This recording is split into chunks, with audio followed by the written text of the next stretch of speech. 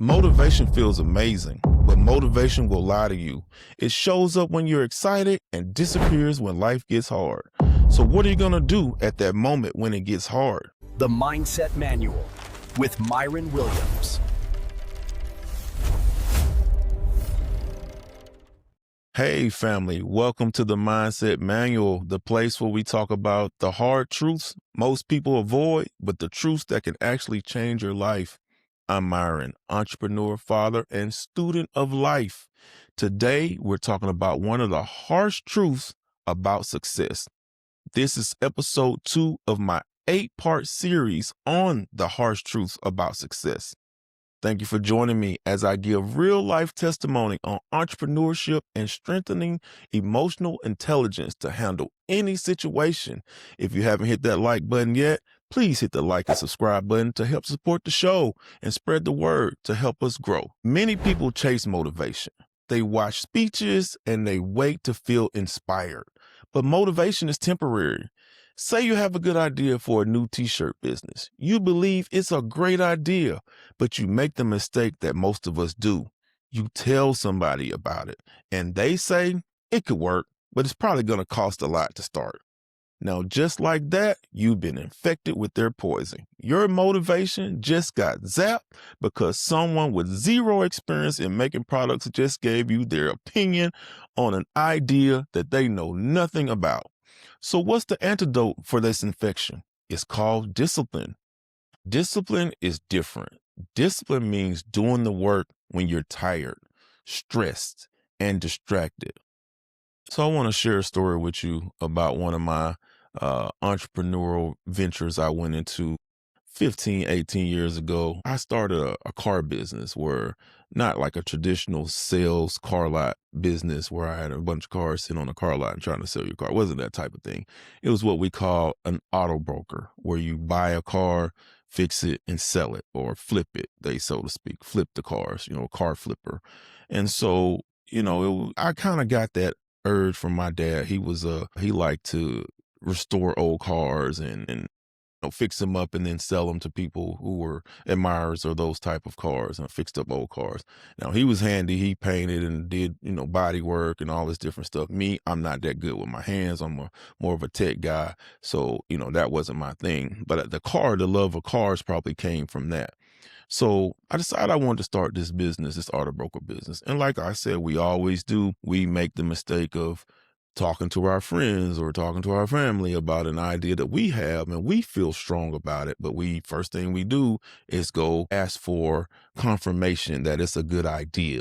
And so that's what I did. I asked, of course, one of my friends, hey man, I'm thinking about flipping some cars or whatnot. He's like, why do you want to do that? You can just, somebody want to buy a car, just go to the car lot and pay for it and, buy it. I'm like, nah, man, it's not that type of deal. I'm going to fix them and then sell them and make a profit.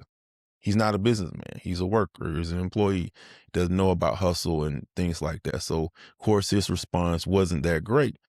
It's fine. I had an idea. I felt like it was a good idea. And it was something I wanted to do. It didn't cost a lot of money. You didn't have to go to school and get a whole bunch of credit hours for it. It was something that you can do with your own money on your own time and do it. And I felt like I had the time and the resources to do it. So I did.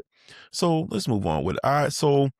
The first thing I did is figured out how was I going to get the cars. And I said, well, if I look on Craigslist, there's a lot of cars on there. I could buy them off of there and then fix them up and sell them. And I did that for a minute. Didn't work out so well doing it that way. I'll say it didn't because a lot of the cars I bought were junk and they were basically junk. I couldn't really fix them and sell them. It would cost me too much to fix it to make a profit off of it. So a lot of them I end up just giving them away to my little cousins and stuff like that because they weren't, they was just too much work.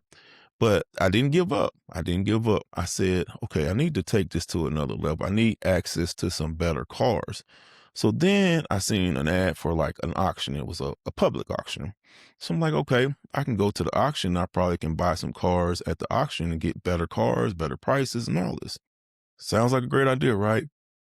Let me tell you, those public auctions are a trip and they are a trap. They are a real trap. What it is dealers are bringing in their cars that they can't sell or they know are really bad and they don't want to put it on their lot, and they'll bring them and sell them to the public at a discount. Now, as soon as you drive out of that auction, a lot of those cars will break down because it's the public. They don't know any better. And I was right in there in the mix buying those cars up, thinking I had a deal, and turning out I had some more garbage. But once again, I didn't give up. I kept going. I was like, okay, now I know what happens was, and I think back on it, what happened was going to those auctions, me being a social butterfly type of person that I am, I actually met a couple of dealers that were selling cars there. And they told me, oh man, you're trying to buy for yourself and sell. You should be buying them at the big auction where we buy them at, the private auction, the dealer auctions. I'm like, man, how do I get into that? It's like, oh, you got to get a dealer's license. Dealer's license, okay. So one of the guys told me, man, it's not that hard. Just go to the local Secretary of State, apply for it, man. It's really not that hard. So, me being a businessman, I'm like, okay, there's levels to this. Just like everything else, there's levels to it. There's levels to this too. So I went through the process and I got a real dealer's license. I went through the process. Didn't take that long, didn't cost that much. Just needed the location, like a little small office and some bonding insurance and stuff like that, garage liability. It wasn't really that expensive. I called my State Farm guy and he set it up. It wasn't that complicated, but I got the license. And what that did was it got me access to the bigger auctions. And once I was able to get into the big auctions, you had access to cars that were at your local Chevrolet dealership that they brought in from a trade-in. They brought it into the auction to sell to dealers to flip. So I gained access to a lot of cars, a lot of unlimited amount of types of cars. Thing was, I didn't know much about fixing a car or if a car is making a sound or doing something. I didn't know much about it, but I had a friend that knew a lot about it. He owned a car shop. So I started reaching out to him and saying, hey man, the car has this code in it on the check engine light and it has this code. And he would tell me what that meant.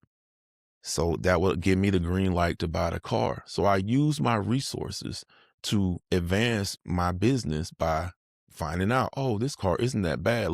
It sounds bad, but it wasn't that bad.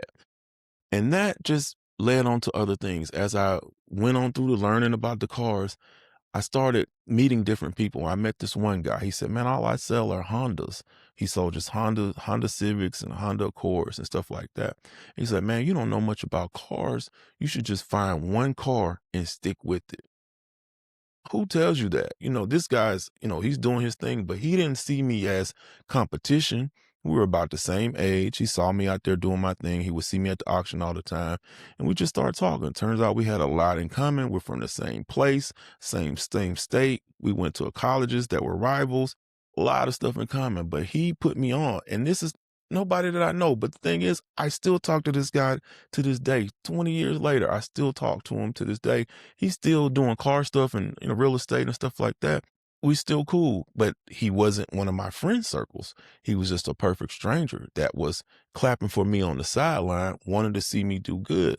And those people are rare. But if you get one like that, they'll help you and you have to help the next person. And that's kind of what I'm doing with these stories that I'm telling you guys. These are real life stories that, I'm helping you learn from the things that I've done. So it's karma. People give you karma, you give out good karma. It all comes around back and forth. But this guy told me about selling, just find a good car. And he recommended, try like a Ford Focus or Chevrolet this or a Kia that. He told me like 4 or 5 different cars that were decent cars that I can make a profit off of. And I chose one. I chose the Ford Focus. It turned out to be a great choice for me, man. I sold a lot of those cars. I would have 10, 15 focuses between my warehouse and my house, and then my guy who had his repair shop and the guy that had the paint shop, all those different things, all those resources. And these were people that I met at the auction, or a person I met at the auction would give me a paint guy that he knew, or this guy would give me a tire guy, or this guy would give me an interior guy. So yeah, stepped away from my friend circle, asking for their resources. I met new people, and that's part of it. Just being able to grow your business off of your resources, being emotionally aware when you're talking to people, being approachable to people can approach you, and you can approach people with good energy, and so many great things can open up for you. That auto broker business was a great business. I just got older and I wanted to do some other things because that's the type of entrepreneur I am, but it was always a great and profitable business for us. Sometimes, I wish I had kept it and just let one of my, family members ran it for me, but I moved on. But I just wanted to share that story with you guys. It's one of those things, and it's just part of life. I just want you to really open your eyes when you have a business idea or a dream or something that you want to chase. You got to go after it. You can't let somebody else deter you from that dream. So I want you to think about this as an entrepreneur. Eventually, we all learn this lesson. There's going to be days that you feel unstoppable and days that you feel everything's just so heavy. But discipline will keep the journey moving. Motivation might start the journey, but discipline finishes it. Let's wrap up for today and pick up on episode 3, where I'm going to discuss how your friends can hold you back. Your circle, sometime you're going to have to change it, but we'll discuss that in episode 3. Make sure you join me. Just want to say, family, thank you for watching and sharing this journey with me on the Mindset Manual. If you haven't already clapped for me and hit that subscribe and like button, please do that at this time. I would really appreciate it. If you know anyone that needs to hear this testimony, be sure to share it with them. Invite them to the family so they can join the mindset. So until next time, I just want you to stay focused, stay balanced, and keep practicing your emotional intelligence. The Mindset Manual with Myron Williams.